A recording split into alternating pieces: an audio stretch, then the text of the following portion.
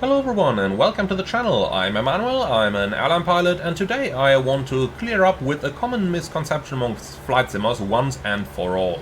And that's about those green lights you see on the mode control panel up here. And this applies to any Boeing aircraft, with maybe an exception for the very old ones like the 727. But any modern Boeing like the 737NG, MAX, the 747 or the 777 or the 787, this applies to, with the exception that the 787 has slightly different colors, but that shall not be of our concern today. So what do those green feedback lights, let's call them like that for now, actually indicate on the mode control panel? All they tell us is that the mode can be deselected by pressing the same button again. So, for example, right now we can see that we're on the runway. I have prepared our autoflight system for departure, and I've armed LNAV and VNAV for that. Now, if we look at the flight mode annunciator, the one on the top of the primary flight display, this actually tells us what is active and what is not. So you can see right now, even though we do have 3 green lights, auto throttle, VNAV and LNAV, none of those modes is actually active. Indeed, they are only armed. Now, if we press the button again when the green light shows, we can deselect the mode, like this. So now you can see LNAV is no longer armed. So why did Boeing design it this way then? Well, most likely, and this is just a likely statement here because none of the manuals actually gives us any info about that, but most likely to give pilots an indication when they can not deselect any mode. For example, we have an aircraft that's equipped with the wings level mode after takeoff. The wings level mode is the one where you do not get the heading select prompt, and in this mode, once LNAV has been armed on the ground, you can no longer deselect it during the takeoff roll until LNAV captures at 50 feet in the climb. Now, you will see this, as we are going to commence our takeoff, by the green light in the LNAV button actually going off. Now, let's go ahead and have a look at a practical example, and then I'm going to tell you about some more cases where modes can no longer be deselected, and most importantly, why that is the case. So we are ready for departure over here. Our brake is released. Let's go ahead and take off on Stuttgart's runway 25 with an up-dial forward till departure. And once we're in the air, we are going to see this in action. But for now, notice this. As I'm about to press the toga button, the light on the LNAV button is going to go out, and now watch what the flight mode annunciator is going to do in response. So I'm pressing toga now. You can see the light on LNAV goes out because we can no longer disarm it. It's now fixed, hard-coded into the autopilot mode. But you can see on the flight mode annunciator, LNAV actually still shows in armed. Therefore, the FMA is the much better tool to tell you what the autoflight system is going to do than the lights on the mode control panel. They actually don't tell you at all what the aircraft is going to do. They only tell you that you can disarm the mode by pressing the button again when the green light is illuminated.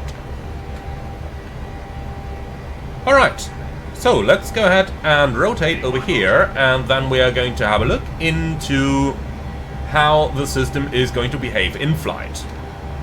So we're now in the air, at 50 feet LNAV captured, and now that LNAV has captured, you can see that the green light is illuminated again, because if we press the button now, LNAV is going to disengage once we're above 400 feet.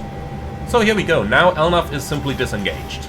Let's go ahead and turn it back on again, and now we can do the same when we are pressing any buttons in order to obtain a system response. So whenever you press a button, you always need to confirm that the system does what you want it to do. So I press the Command A button, you can see the green light comes on, and for many flight simmers that is the confirmation that the autopilot would have engaged. Not correct. You need to look up here on the flight mode annunciator where you can see the green CMD confirming that command or autopilot respectively is active at the moment. And that is the only way how you can confirm that a mode is actually active. Let's do another example over here. Let's go to heading select mode. So I'm pressing the heading button right now, and looking at the FMA, the green box around you tells you that there has been a change in the currently active mode, And the heading select up here tells you that heading select is actually the mode that is currently active in the autopilot system. And that is the only way how you can confirm those modes. Now, why did Boeing design it this way then? Well, the easy answer to that is because you need to somehow know which modes you can deselect. There are a couple, like LNAV that we've just had on our takeoff, that you can no longer deselect under certain circumstances, and to avoid confusion with the pilot in these cases, yeah, thank you for that, to avoid confusion with the pilots in these cases, Boeing gives you these green lights to tell you that the mode can be deselected. Now, some might say, but green is not exactly the best color, as it would indicate that something is a normal operation, right? Yes, you are right about that. But think about it this way. Green, as I just mentioned, indicates normal operation. And it is normal operation that you can deselect the mode by pressing the button again.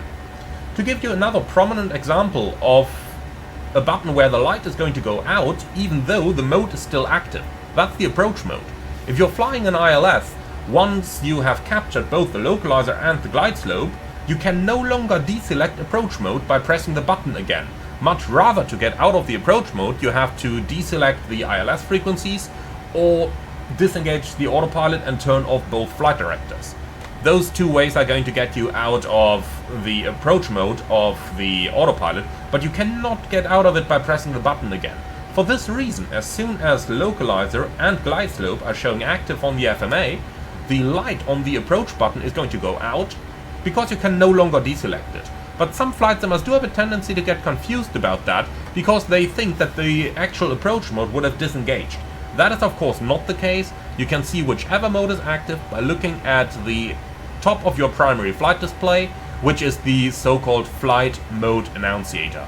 This, and only this, is the indication to you as the crew as to what autopilot mode is currently active and what the airplane is currently doing. I hope you found this one interesting. I hope that it cleared up some common confusions there that I see all over the flight simulator internet time and time again. Thank you very much for listening. I do hope that you learned something.